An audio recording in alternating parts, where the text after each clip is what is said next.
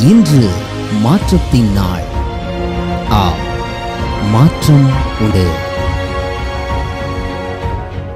ஆண்டவராகிய இயேசுவின் நாமத்தினாலே மாற்றம் உண்டு என்கிற இந்த அனுதின தியானத்தின் மூலமாக உங்களை சந்திக்கிறதுல எனக்கு மிகுந்த சந்தோஷம். ஆண்டவரும் இரட்சகருமாக இயேசுவின் நாமத்தில் உங்களை வாழ்த்துகிறேன். சுகமாக இருப்பேன் என்று விசுவாசிக்கிறேன்.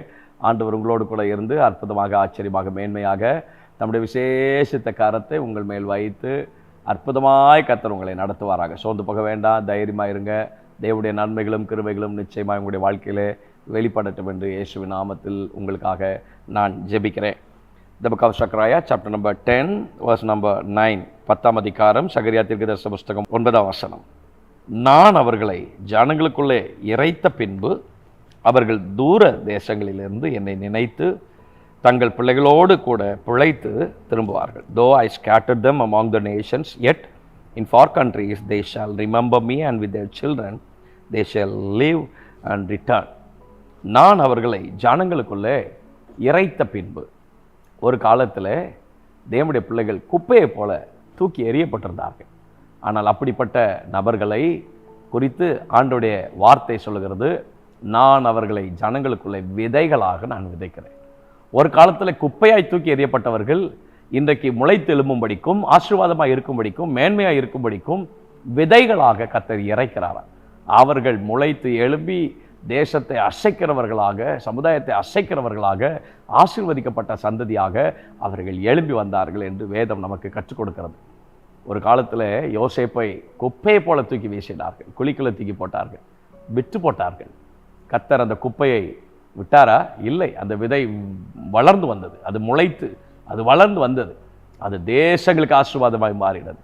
அது பஞ்சம் நிறைந்த காலகட்டங்களிலே தேசங்களுக்கும் அநேக நபர்களுக்கும் அது ஆசீர்வாதமாய் மாறினது. டேனியல் 6 நம்ம வாசிக்கிறோம் இல்லையா? ஒரு காலத்தில் யார் அவனை தூக்கி உள்ளே தூக்கி போட்டார்களோ, கையெழுத்து போட்டார்களோ, அவனே வந்து அவனை தூக்கி விடக்கூடிய விதத்தில் கர்த்தர் தேசங்களுக்கு ஆசீர்வாதமாய் மாற்றினான். குப்பை என்று உங்களை தூக்கி எரிந்திருக்கிறார்களா? தேவன் உங்களை விதைகளாக கர்த்தர் மாற்றுவார். அநேகருக்கு ஆசீர்வாதமாக இருக்கும்படி கர்த்தர் உங்களை இறைத்து விடுவார். நீங்கள் ஆங்காங்கே விதைக்கப்படுவீர்கள். ஈசாக்கு அந்த தேசத்தில் விதை விதைத்தான்.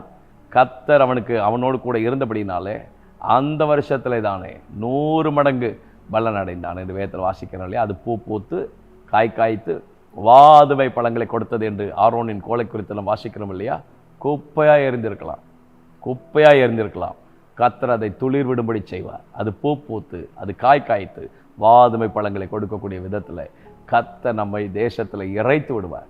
ஒரு காலத்தில் குப்பையாய் உங்களை ஜனங்கள் எண்ணியிருப்பார்கள் சொன்னால், இனி வரும் நாட்களில் உங்களுடைய ஆசீர்வாதங்களை பார்த்து ஜனங்கள் மெய் சிலிர்த்து போகும்படிக்கு கர்த்தர் உங்களை ஆசீர்வாதத்தின் பாத்திரமாய் உங்களை தேசங்களுக்குள்ளே இறைப்பார். அநேகருக்கு நீங்கள் ஆசீர்வாதமாக, அநேகருக்கு நீங்கள் மேன்மையாக. கடந்த காலங்களிலே உங்களை எரியப்பட்ட சூழ்நிலைகளுக்கு நடுவில் நம்முடைய தாழ்வில் நம்மை நினைத்தவரை துதியுங்கள் என்று கர்த்தருக்கு மாத்திரம் உண்மையாயிருங்கள். எங்கெல்லாம் தூக்கி எறியப்பட்டீர்களோ அங்கெல்லாம் தேவன் உங்களை ஆசீர்வாதத்தின் பாத்திரமாக, ஆசீர்வாதத்தின் நன்மைகளாக. யார் உங்களுக்கு விரோதமாக கையெழுத்து போட்டார்களோ, யார் உங்களை அழிக்க கையெழுத்து போட்டார்களோ, யார் உங்களை தூக்கி போட கையெழுத்து போட்டார்களோ, யார் உங்கள் ஸ்தானத்திலிருந்து உங்களை இறக்குவதற்கு கையெழுத்து போட்டார்களோ, அதே மனிதனுடைய கரத்தை கொண்டு கர்த்தர் உங்களை தூக்கி விடுவார். அதே மனிதனுடைய கரத்தை கொண்டே கர்த்தர் உங்களை தூக்கி விடுவார்.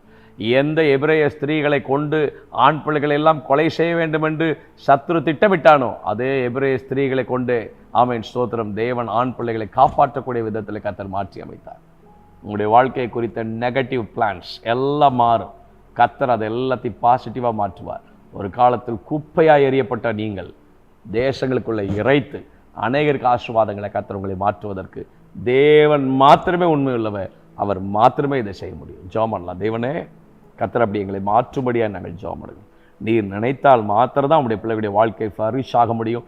நீங்கள் நினைச்சா மாத்திரம் நம்முடைய பிள்ளைகளுடைய வாழ்க்கை ஆசீர்வாதமாக இருக்க முடியும். நீர் நினைத்தால் மாத்திரம் தான் எங்களுடைய வாழ்க்கைக்கு விரோதமாய் போடப்பட்ட கையெழுத்துக்கள் எல்லாம் அது மாற்றப்பட முடியும். இன்றைக்கு அது நடக்கட்டும், இன்றைக்கு அது நடக்கட்டும்.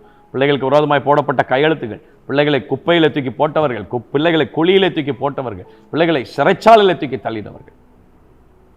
யோசேப்பை தூக்கி ஆண்டவரே கர்த்தாவை சிறைச்சாலைக்குள்ளே தள்ளின போதும் கூட அந்த மறைந்திருந்த சூழ்நிலைகளிலே மறைந்திருந்த கிருபை வரங்கள் எல்லாம் வெளியே வரும்படிக்கு ஞானமுள்ள மனிதனாக, புத்தியுள்ள மனிதனாக கர்த்தர் வெளியே கொண்டு வந்தீரே. இன்றைக்கு உடைய பிள்ளைகளை தூக்கி எறிந்திருக்கலாம். ஆனால் அந்த நாட்களில் எல்லாம் மறைந்திருக்கக்கூடிய கிருபைகளும் மேன்மைகளும் அவர்களை கொண்டு கர்த்தர் செய்ய விரும்புகிற காரியங்களும் கர்த்தர் வெளிக்கொண்டு வந்தபடி நாமத்தை மயப்படுத்தும்படியாய் நாங்கள் ஜெபம். தேவ கிருபை அதிகமாய் தாங்கட்டும். தேவ பிரசன்னம் வழி நடத்தட்டும்.